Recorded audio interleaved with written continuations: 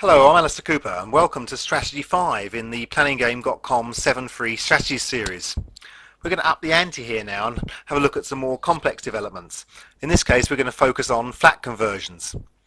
So thank you for sparing the time to listen to me and see what you can learn from this one. Again, there's a regular theme flowing here.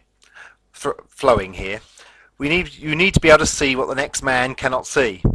You need to be able to spot existing dwellings where you could create flats out of them, whereas it wouldn't necessarily be obvious to the other man in the street. Now, why is that important? Well, because it's obvious to anybody, then the likely resale price is likely to be so high there's probably not going to be much profit in developing the plot. So again, you need to spot the ones that someone else hasn't spotted first, and that's one of the key skills in winning the planning game. So why flat conversions? Well, there's a strong demand, as we know, for lower cost housing. Has the markets risen, especially in the southeast and in major cities throughout the country? People have been forced to buy or to get on the ladder with smaller and smaller properties, literally because the larger properties are just too expensive now for first-time buyers. There's also a huge opportunity because parking's not so much of a problem as it used to be. You must think I'm mad when I make that statement. Now, what I mean is that in the past you used to have to prove that you had sufficient parking to provide each flat with at least one or if not more spaces.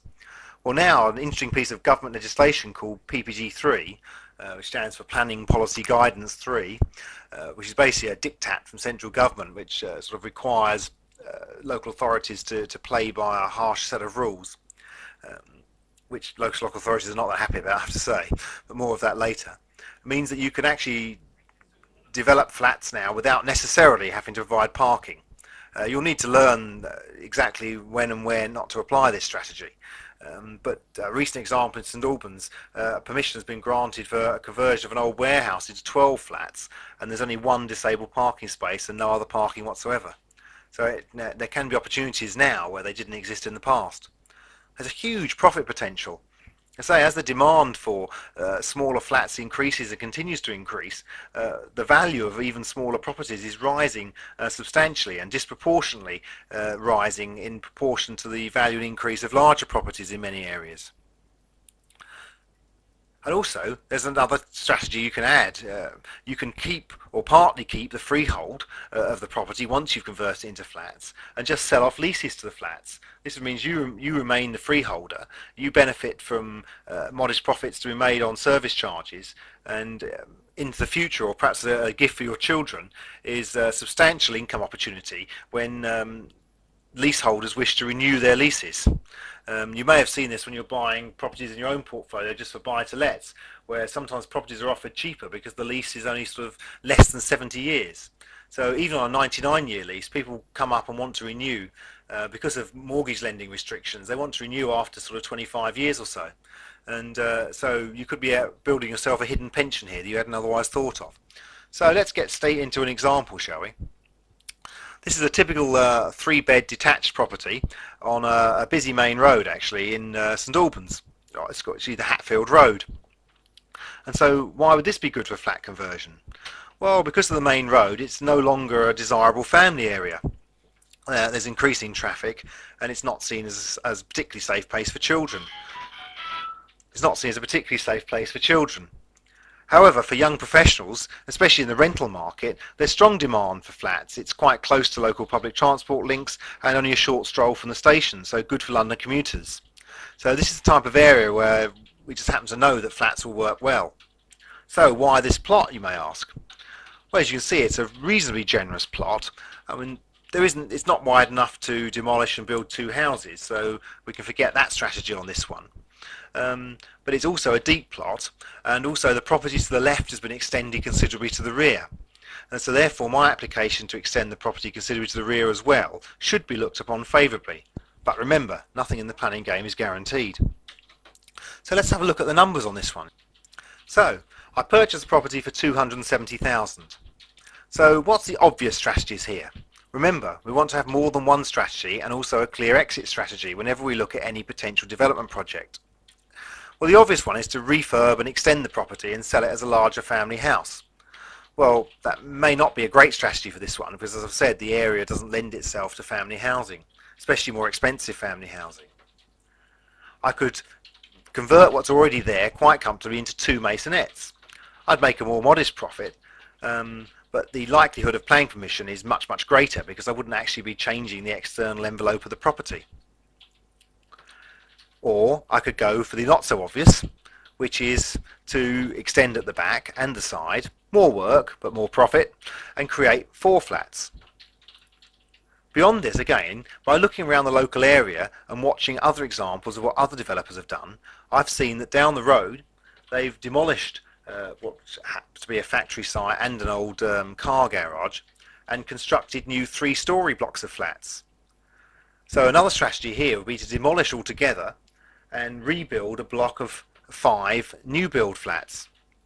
I'm less likely to get planning permission than I would for the 4 or for the 2 masonettes, but I have a good argument because also looking up and down the road the roof heights are nowhere near consistent. So therefore my argument would be by having a roof higher than the neighbouring properties to either side wouldn't necessarily be out of keeping with the street scene here. The advantage on new build is that there's no VAT on the construction costs for new build, whereas on conversion I'd be subject to 17.5% VAT on the building cost of creating the first flat because that would be seen as a replacement dwelling for what's already there, and I'd also have to pay, well it's limited, I'd still have to pay 5% VAT on the construction cost of converting the other flats.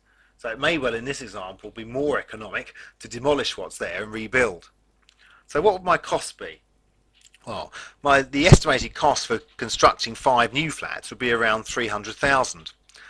And the resale, well typically 1-bedroom flats in this area are selling for about 180,000, because again I've done my homework and I haven't relied on just what the asking prices for new flats are.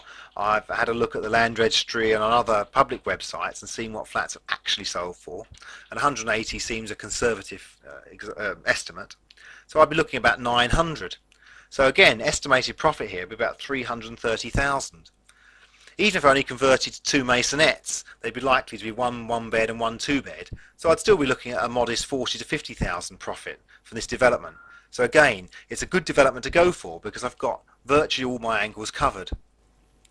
So what are some of the caveats that we should look out for when we're looking at potential flat conversion projects? Well, there are many authorities have minimum size guidelines, although these are pretty generous. I mean, you can actually create a 1-bedroom flat in as little as 35 square metres. Be wary of the parking, be wary of the PBG3. Be careful, as in general with all new development, be careful that your new development couldn't be accused of not being in keeping with the street scene and not being an overdevelopment. Again, try and stick to areas where other properties have already been converted into flats or there's evidence of new build flats being built recently. Be wary of amenity space as well. This is where the council set a limit on the minimum amount of garden or amenity space you must provide for each flat. These vary wildly. In Luton, for example, they're 5 square metres per flat, so that wouldn't really give you a problem at all. Whereas in St Albans, they sometimes try and argue up to 35 square metres per flat, which when you're creating 4 or 5 flats in some areas can be an issue. With Hatfield Row, it's actually got a 120-foot deep garden, so it's really not an issue, but it can be on some developments. And also your finance is going to be more complicated than it would be for a small extension or building a single additional dwelling. You're really looking at bringing in joint venture partners, investment partners and commercial finance from major and private banks here. So it's a bit more of a developed strategy. So you'd really want to cut your teeth on a permitted development or a single new build perhaps first. So that brings us on to our one-day workshop. This is coming up shortly in Heathrow near London, and it's really your opportunity to gain an in-depth knowledge, which will help build your knowledge and your skills and give you, more importantly, the confidence to go out there and spot opportunities and be able to take them through to fruition and deliver yourself some healthy profits, which is what we know as winning the planning game. We'll take you through the whole process of how to spot opportunities, how to prepare plans, how to submit your case and develop arguments to the council to put you in the best position of gaining that magic planning permission. And then we'll even guide you through the process of how to manage a development project and ultimately resell the properties for a good, healthy profit. So we'll break down all the jargon and give you some one-on-one guidance to help you achieve your goals, because that's the most important reason for coming along, really. Basically, we want you to leave with a briefcase full of skills, knowledge, and most importantly, the confidence to go out there the very next day, spotting opportunities and starting up building your career winning the planning game. Thanks for listening. I look forward to speaking to you again soon with Strategy 5 and to welcoming you along to our one-day workshop.